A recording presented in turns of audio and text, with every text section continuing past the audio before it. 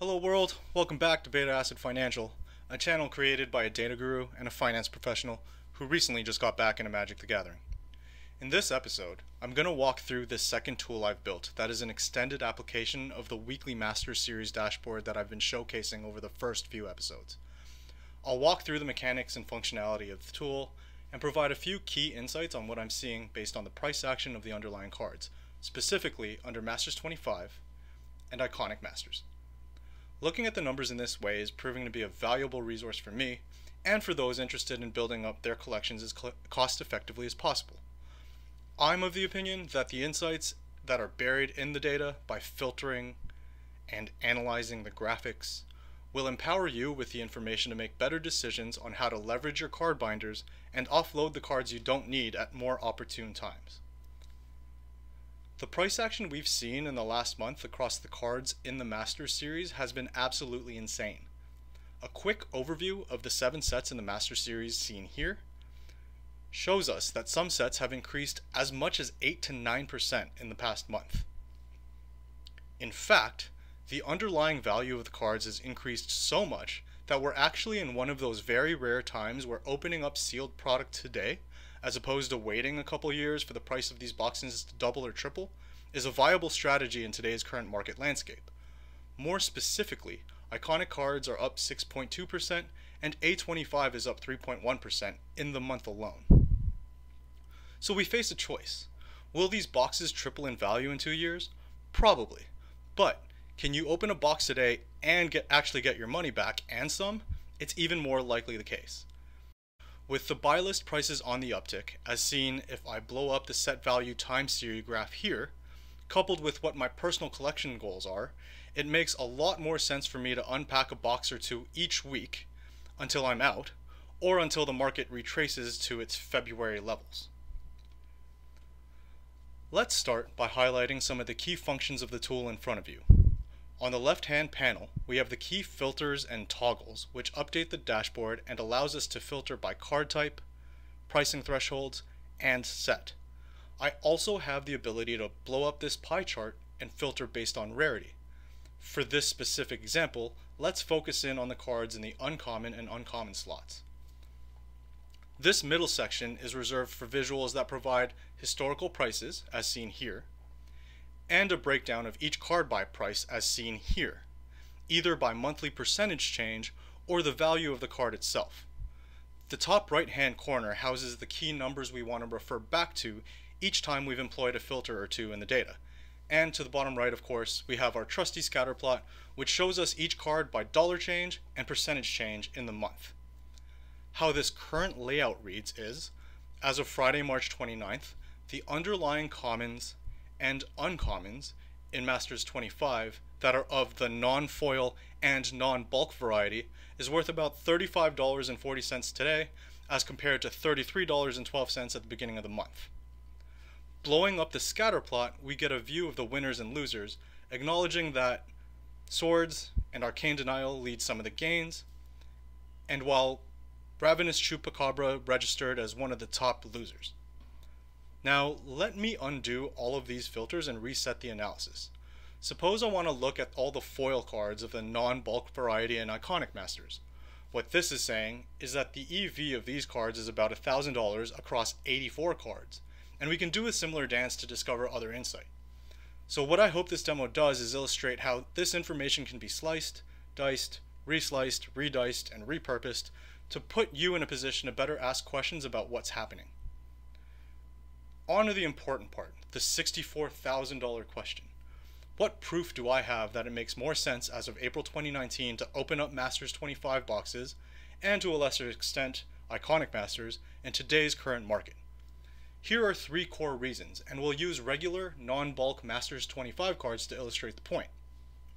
Reason number 1, there are more cards in the uncommon and common slots that are of the non-bulk variety today as compared to a month ago. Let's re-employ the filters we had earlier by blowing up this pie chart and selecting the common and uncommon slots again. At the beginning of February, there were 16 cards worth about $30.30 in this cohort, which increased to about $33 and $12 as we've seen earlier, and then went again up to 19 cards at the end of March to a value of $35.45. This is a big deal because remember, these are the cards in the common and uncommon slots, which means in any random box of 24 packs, you've got more cards that come in higher frequency that give you some value as opposed to nothing. In fact, some of these commons and uncommons will give you more in buy list and trade value as some of the rares. So I'm more than happy to be able to open up 2 or 3 packs to get the chance of owning multiple copies of Arcane Denial, Cultivate, and or a Curse Catcher or 5 to give me $3 in value, versus the alternative if suppose I just reset these filters quick and I blow up my distribution graph. I prefer that over getting a Decree of Justice or a Laquandrius's Champion, each of which are worth less than those commons. Yeah, Laquandrius. Reason number 2. The overall increase in the expected value in this set is spread pretty evenly across the board. Let me revert back to my baseline by clearing all the filters and resetting the analysis to regular, non-bulk cards in Masters 25, and let's just focus in on the rare slot now. Ha! 69. If I expand this scatter plot, you'll notice right away that many of these 69 cards cluster around this 5 to 10% gain range. So while it would be nice to hit a Jace, Chalice, or an Ensnaring Bridge in every box, the fact is I'm much less reliant on pulling one of these big monsters in order to do so. For example, if I filter just for the rares in this set and expand this distribution graph to look at it more critically, you'll see that some of the middle of the pack rares, anywhere from say Summoner's Pact all the way to Pendelhaven, gives you a healthy cohort of 16 non-bulk cards that are worth $77 today, but these same cards were only worth $71 2 months ago.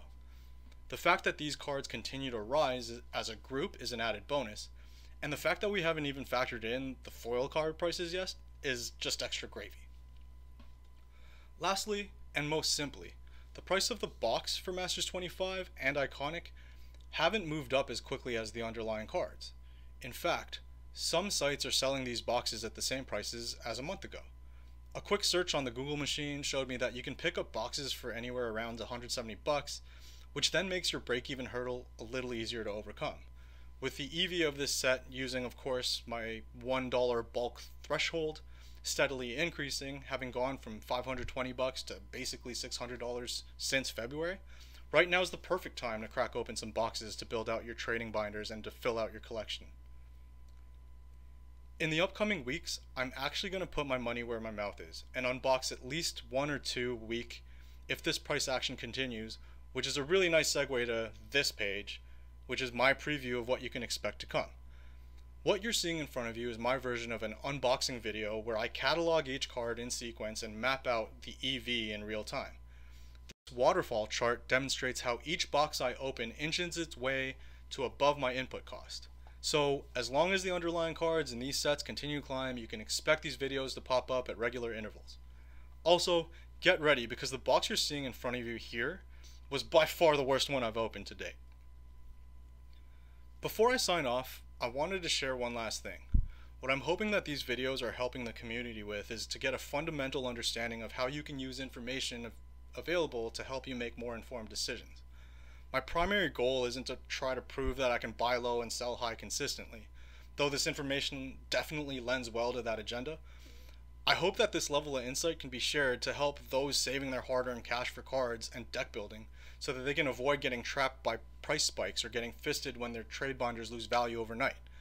Looking at data this way can start that dialogue, and that's essentially what I'm trying to do. So thanks for watching, drop me a line, hit me up if you got any questions, and as always, happy hunting out there.